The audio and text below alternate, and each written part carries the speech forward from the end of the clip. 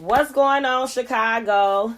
It's Sweet the Great. I am here today with Chicago's very own j.sims, mentor, mogul, self-made entrepreneur, straight from Roseland. Come through. What's up, j.sims? What's going on? I know that you have a lot going on and a lot to talk about today. So, welcome to a sweet podcast. I like it. Thank you. I'm glad we finally got the chance to lock in. Absolutely. You've been doing your thing. I've been seeing you. Yes. Yeah, for sure. So, tell me a bit about yourself. I do know that you are a Chicago native and you grew up in Roseland. You went to Corliss. Yeah. So, tell me after Corliss. Yeah. I don't want to skip over that part because I think being from born and raised in Roseland, south side of Chicago, 108th and Wentworth. It was crazy. Okay. And I'm sure you know you from the area, but no, it was crazy. You see a lot. Poverty, drugs, gang banging. It was rough. So going through Corliss, getting through those 4 years, I ain't even supposed to go to Corliss. I was supposed to go to Morgan Park. Something happened. My mama was trying to lie to get me into school. They called like, yeah, you gotta come do all this again. My mama like, look, I took off 3 days of work to get you in this school, so you gotta go to Corliss. I'm like, all right, whatever. The rest of the block was going there, but went through Corliss. Corliss was crazy. It was. Corliss was crazy. It was fun though. Like I made a lot of good bonds, met a lot of cool people. But after Corliss, I knew for a fact I wanted to get away to school. I knew I wasn't ready for a university yet. Right. So I went to a junior college in Champaign. So I went to Parkland College. Did 2 years there. Came back for a semester, worked, got my money up. Then I went off to DeKalb, Kishwaukee, NIU. Okay, cool. Study public relations. Awesome. So, I know that you have some things going on. I do know about the j.sims Foundation and also the Boys to Kings organization as well. Could you tell me a bit about those? Yeah, so Boys to King is a male mentoring group. So I accept 3rd grade through 9th grade. So we're going to be teaching young boys everything like a lot of schools don't teach. So body language, posture, time management, respect, healing, how to properly do interviews, things like that. So these are things I feel like, especially within Chicago, a lot of boys are not taught. It's probably the reason why Chicago is as crazy, and we have a lot of children that feel lost. They don't have any sense of direction. So I created something that I wanted to affect kids, because I feel like through 3rd and 9th grade, this is when kids are really like adapting and learning and trying to figure out who they are, and this is the perfect age to kind of mold the students. So that's why I started, and the j.sims Foundation is pretty much the umbrella. So j.sims Foundation is specializing in youth development, community development, mental health awareness, and there's one more that I'm forgetting, but that's going to be the umbrella. So Boys to Kings is going to fall under the umbrella of the j.sims Foundation. That's my 501c3. Okay. Boys to Kings is my LLC. Okay, that is super awesome. And we need more young black men like you coming from, poverty and, just what statistics put us in? Well, put black men in. Mm-hmm. You came out of that, and from the looks of it, you've been successful. Yeah. So with that being said, I'm proud of you, and I'm definitely looking forward to hearing more and seeing more of both of your organizations, because we need things like mental health help and help with mentorship with our youth, because we don't have that, and it does take a village. Yeah. So with that being said, keep doing what you're doing, because that's awesome. Thank you. So tell me, within the next 3 to 5 years, where do you see the j.sims Foundation and Boys to Kings? Do you plan to expand it beyond 3rd through 9th grade?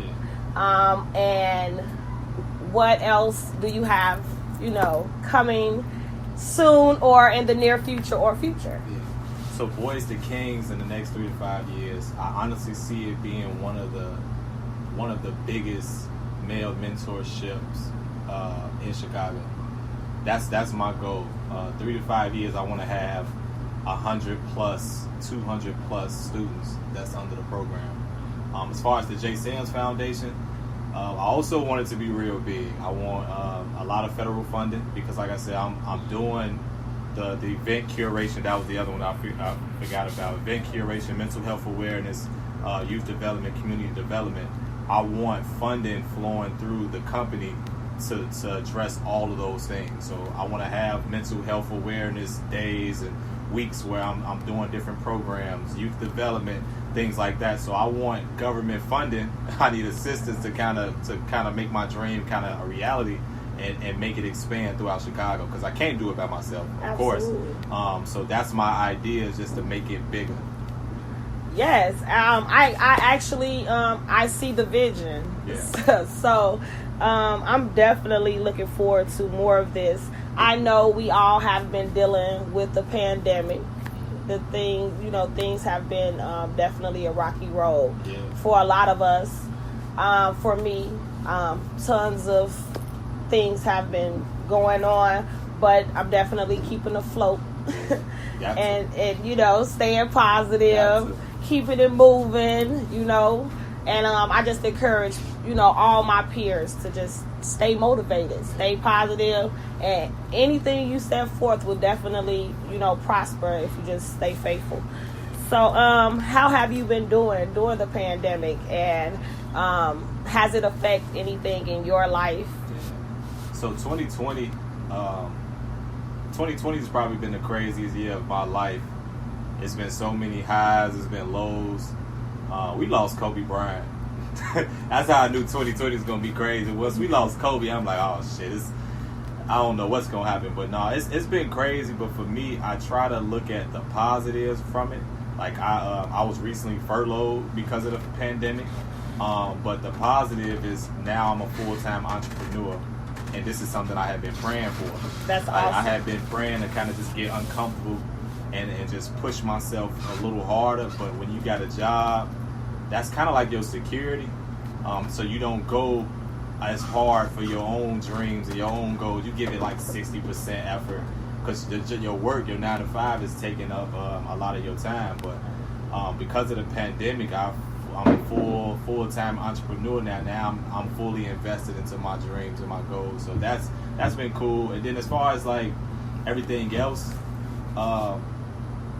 I'm a social person, so not being able to like really go outside and party and go to some of my favorite little spots, that's been like an adjustment. But also like the positive, I've been saving a lot more money because you can't go out as much. Right. So yeah, the pandemic has been crazy. I'm kind of crossing my finger. I want to get through this last month, because 2020, I feel like it's gonna throw one more curveball before we leave, But it's been cool. Like I said, if you just change your mindset around it and take the positives from it, because if you ain't learned nothing out of 2020, then I don't know what you was doing. 2020, I know, right? 2020 was a gut check, and it make you just kind of look yourself in the mirror and figure out who you are for real. And that's definitely true. It definitely has been an eye opener for a lot of us. A lot of us have had to adapt to the unordinary, the new norm. I'm more so of a homebody, type of person. I don't club and things of that nature, but it affected me as well. So I definitely understand. I have took great losses during this pandemic. It's just like we just trying to hold on, and just staying positive is really the key. to all of this craziness. So, with that being said, we're going to talk about some things that's going on in the world today, like social media, mad crazy, okay? On top of that, we have the streets of Chicago. Yeah. We here. Me and Jay, we live here in Chicago, guys, in the midst of it all. Yeah. So, Jay, we're going to talk about some things that's going on in our communities today and what we could do, or what can we do, and what could you guys do to help us make this world a better place, make Chicago a better place, because Chicago, I feel, is in this dark cloud. Yeah. I've lived here my entire life. Outside of a few times, you know, my mom took us away, but for the most part, we've came back here. And I've lived on the south side of Chicago my entire life. I went to Finger. I went to Carver. I'm from the south side, okay? The deep. So, every day, we wake up to something that shouldn't be really even happening on a daily basis. But we wake up to continuous gun violence. We have black on black crime. We have police brutality going on. We have just all kinds of different things that's affecting our communities, cities, schools.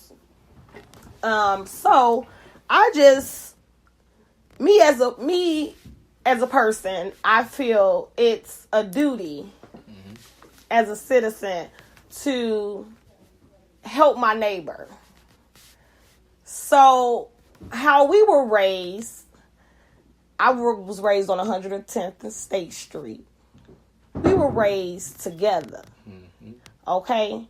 My next door neighbor, my grandmother can call. They don't even have to call. My next door neighbor, seen me do anything, she can definitely discipline me. Today in Chicago, you have a lot of children that don't even respect their grandmother or their aunts or even their older siblings. But if we all come together as a community, I think we could just make it better. So, with that being said, Jay, I will take the initiative with you. I really love Boys to Kings, and I think that will help our community. Take the first step. Yeah. Because a lot of people don't. But that's what it's about. So when you ask like how can we help, it's programs like Boys to Kings that people in Chicago have to get behind. And I'm not just saying it because it's my company, but it's one of those things where if you have something set in place to be a positive influence on kids, because they don't really have a lot, to be honest. Like what they see, they see the rappers, the entertainment, they see the street life. They don't really have anything positive to go off of. And the positive people that we do have out here, a lot of them they kind of scared to step up to be leaders, because as everybody know, once you become a leader, you have a target on your back. People see that. They see how you move. They want to take you. Anytime you're trying to change the way that things are, and I hate saying like the white man and stuff like that, but they have a system in place to keep us down, segregated. Yeah, and if they see somebody that's trying to change that, and they have a following behind them, they look at you as a target. So even when I embarked on this, and I've been in the community, I'm 29 now, since I was like 23. I started like really being heavily in the community, I've been understood. Like that's what come with this. Absolutely. I'm one of those that I'm not gonna get scared. I don't really care like who following, who not. I'm just gonna be organically me. And then if people pick up on my message and see what I'm doing, and you want to follow and you want to attach along with me, then cool. Like I'm for that. Like I want that. But at the same time, I'm not gonna get discouraged if they don't. I'm just gonna continue to live like I live and fulfill my purpose. I feel like I was here. I'm here for a reason. My purpose in life is bigger than what anybody can imagine. I don't think God put me here to be average at all. He gave me a gift. And he want me to use it. Absolutely. For me, I always had a gift of bringing people together. With the Henny Q's and all the big barbecues throughout Chicago. I am a witness of those. So I always knew I had a gift of bringing people together. So for me, I wanted to use that gift and put it towards something great that can actually change how we operate in Chicago. Like I said, a lot of the kids, I base my curriculum and my sessions in Boys to Kings based on what I feel like kids are lacking. So one session may be about respect. Like you just said, how they don't respect our old elders and things like that. Posture, body language. Yes. How are you in the classroom? Respect, accountability. Yeah, that's a big one. Healing. Yes. A lot of us. Accountability. You got to think at second, third grade. I was seeing so much stuff that should not be normalized.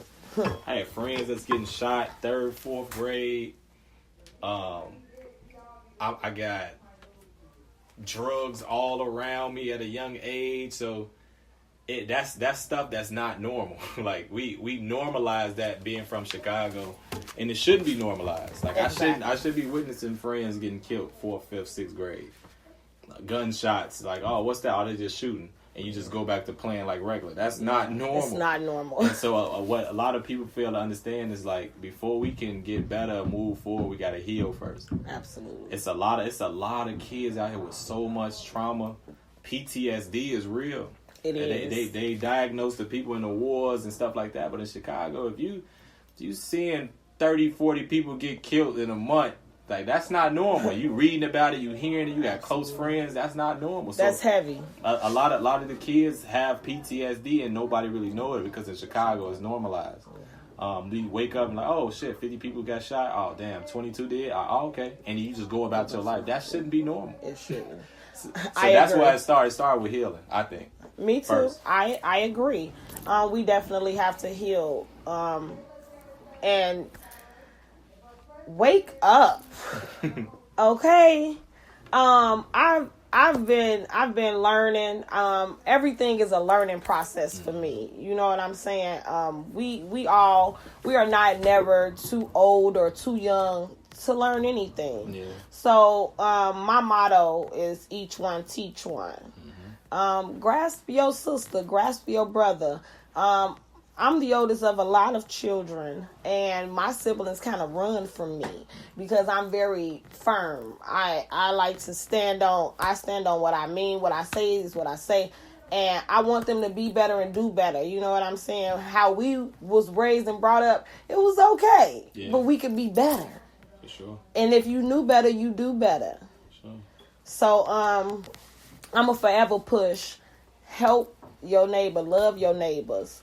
Come together, Chicago, love on one another. Yeah. Your family is all you got. Outside of, we have tons of, friends. Love. We need love. You know, what made me mad, like I saw the uproar on social media about the president. People getting on people, oh, you didn't vote, you didn't do X, Y, Z.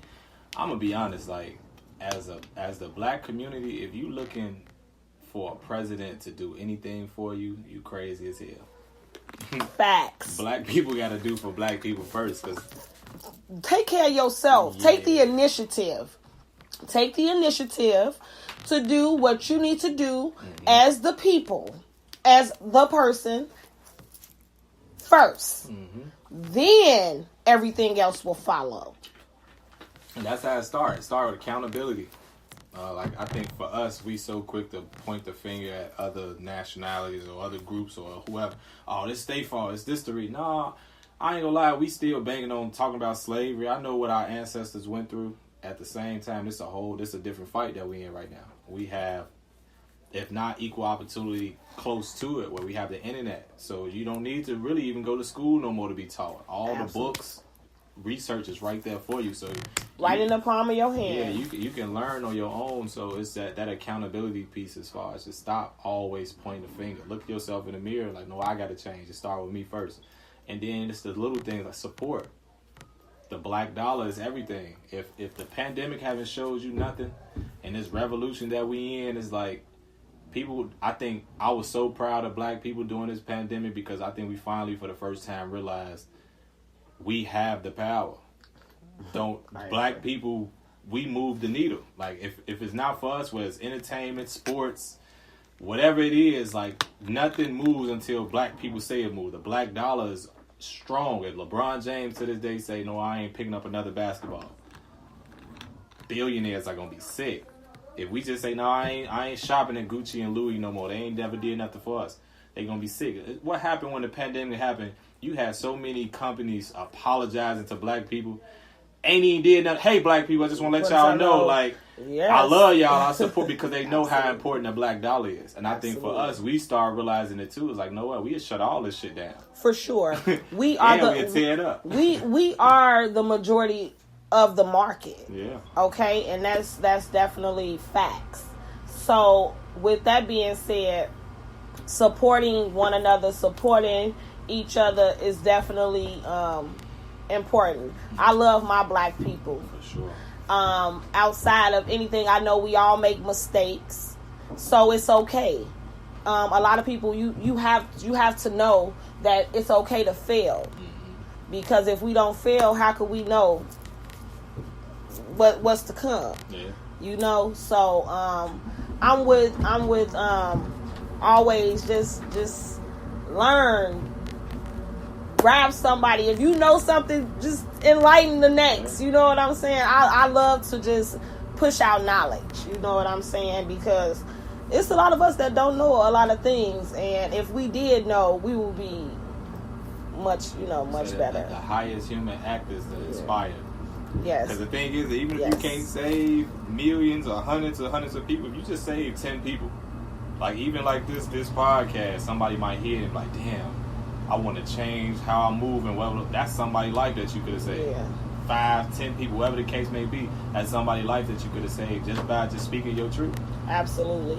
I always tell my siblings, and I've just always been just a positive. I can't say, well, no, let me rephrase that, because I had to learn how to be, positive and humble, because when I was 17, 18, 19, I was like, ugh. Yeah. If you did something wrong, I didn't like you. If it was just too much judgmental stuff going on, which was I shouldn't have been doing. You know what I'm saying? But it took for me to learn that that wasn't my choice or opinion. Well, we all have opinions, but that was just my opinion. You know what I'm saying? So I learned to be a little more, understanding and open to things. Now that I see things in a more open view, I see the better side. So just try to look at the better side of everything. So, but that's that accountability part I was talking about. And take accountability. So it go back like how you just said, like, yeah, I was moving this way, but then the fact that you even understood it and was like, you know what, I probably shouldn't do X, Y, Z. It's a learning process. Because the thing is, I'm not pushing for nobody to be perfect, because I still mess up to this day. Exactly. It's not even about being perfect. It's about trying. Yeah. And a lot of people, they forget that. It's like, you ain't got to make all the you have to do is try. Yeah. That's all. Take accountability. Try. Keep pushing. And learn from your mistakes. And don't push just when you, like, okay, I'm a big sister, so I never, like, tell my siblings, like, I do tell them, like, the things that I've done and I made the mistake, but don't put it off on them. Just explain to them what happened, what you did, and what you did to fix it. Yeah. Okay? Never let it just leave it there. Let them know what you could do to fix it. Yeah. It's called insanity if you constantly repeat the same mistake. Like if you do something over and you saw the outcome before, you do it again. Then now you crazy. that's a form of insanity. You just repeating the same step. But if you learn from it and correct your mistakes, you're gonna put yourself in a really good position. Absolutely. So, Jay, Yeah. it's been the pandemic. You know, it's a lot of children. You have your mentoring program. Yeah. What you think about the Chicago public school systems, and not only Chicago public schools, the school systems itself? Do you think remote learning is effective for our children? And with you being a mentor, do you think that this system is going to help our children in the future? Yeah. So before I was furloughed a few weeks ago, I was in education as a senior area manager for about 2 years within CPS. So when all this started happening, I got the inside scoop of what like parents was feeling, what students was feeling. I just feel like CPS did an okay job as far as trying to control the safety of the kids, but also still giving them that learning environment. But the thing is, I'm more worried about when they finally are able to go back to school. At this point, it's been about 8 months since they've been doing virtual learning. And now the students that had IUPs and behavior disorders, what are you going to do when they get back into a structured system? So that's the part I'm concerned about. Like, I feel like they try their best, but like you got students that's not able to get out, interact with other kids, have recess. They in the house all day long. So I'm more so worried about when they do go back to school. I think it's been okay. I know a lot of parents that don't like it, but at this point, what can you do? Right. Do you send the students back when COVID is at the all-time high? Like, you can't really do that because you care about the safety of the kids. Absolutely. But it's just it's programs like Boys to Kings where you need that social conversation with another kids. If you in second, third grade, a high energy. If you in the house all day, how are you getting that out? A lot of part of school is about being in those environments. Because I'm being honest, active. Yeah, being active, like, because you need that social awareness. So that's the part I'm concerned about. I hope parents are doing something in the meantime to keep their kids engaged and active. Absolutely, because in our schools today, I'm an after school teacher. I teach for YMCA, but I'm an instructor for CPS. We merge with CPS, so I see a lot of kids. I have children also that's in school, and it works for one of my children, and the other one it don't. Yeah. So it's a pro and a con, and honestly, I think as a parent, I didn't know how tough it was to be like an at-home teacher. I mean, I have a curriculum and a lesson plan, but being at home and physically, like being with them, like you said, their energy is just like, I have a 7-year-old. Yeah. He wants to move. He wants to get up and go. He don't want to sit here for 4 hours. So it's really a lot on him. My daughter, she's okay. She's in 5th grade. Yeah. She is more adaptable to it. Like you were saying, excuse me. Children with EIPs, like, where is that going to take them? What these children do? Because a lot of children are failing because of this. I know honor students. I seen I believe on Channel 9 where it was an honor student. He failed because it was hard, and it's like, this child have never gotten a C on his report card. Now he's failing. Yeah, it's really tough. And as a parent and also an instructor, it's tough. Yeah, and the parents, I know it's tough. Like, you have to do your best to create a learning environment, because that honor student probably was so used to being in the classroom around other scholars where that's how he learned. But now if you put just a computer in my face, I got the TV up here, I got a computer right here, now I'm not focused as much. It might be some crazy stuff going on amongst your house. There's so many distractions. Now you can't focus, and that's when the grades start falling. Absolutely. Yeah. It's tough, though. Absolutely. It's a job for us all. For sure. It's definitely been heavy within this pandemic with remote learning. Parents, I'm also outside of being a mom. I'm the president of the parents of my children's school. So I get a lot of feedback on, what's happening within the homes. Like, I'm talking to the parents. They're like, well, this is happening. This is going on. And then the teachers, they don't want you to sit in the class with the student. And then we're like, okay, we can't sit in the class with them. So what is it? So it's like challenging in every way. But I can say CPS, they have been doing their due diligence with figuring out a way to make our children safe and keep our children safe. But I do not agree with them going back in February or January or whenever. Because that's tough. Like, I'd much rather them do it. They should have did it back in August, because why you can't send the students back in January? That's when flu season is all-time high. So now you're trying to manage symptoms.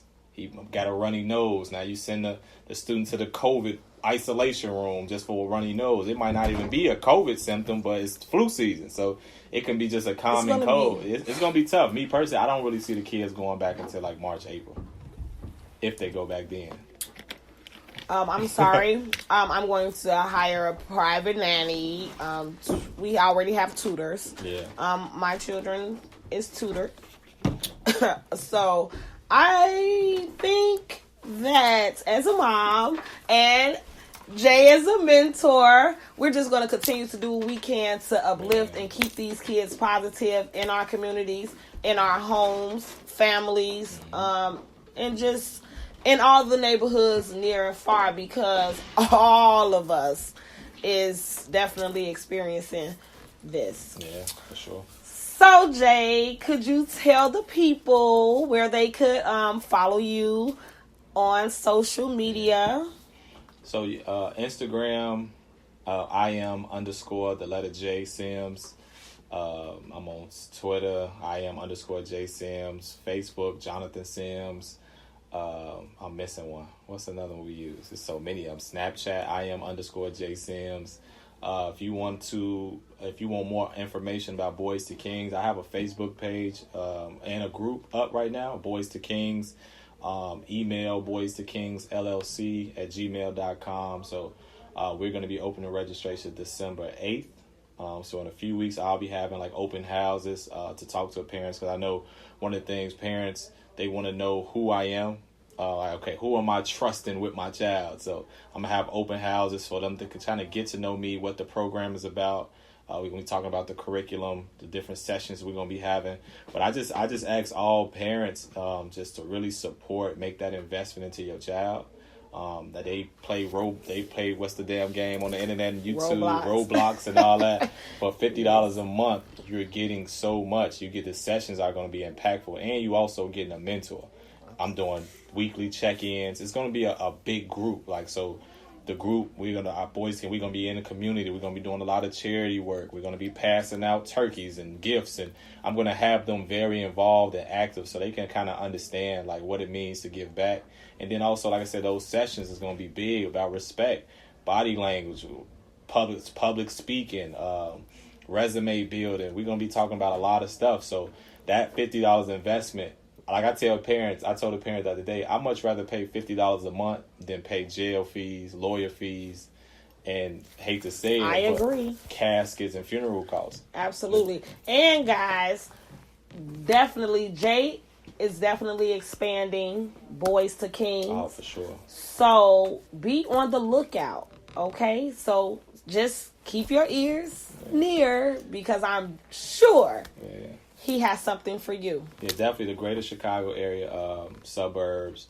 And then I'm start stretching out to Indiana, the Wisconsins and stuff like that. We're going to get bigger, but I just we got so much work to do in Chicago right now. That's my main focus right now, Chicago.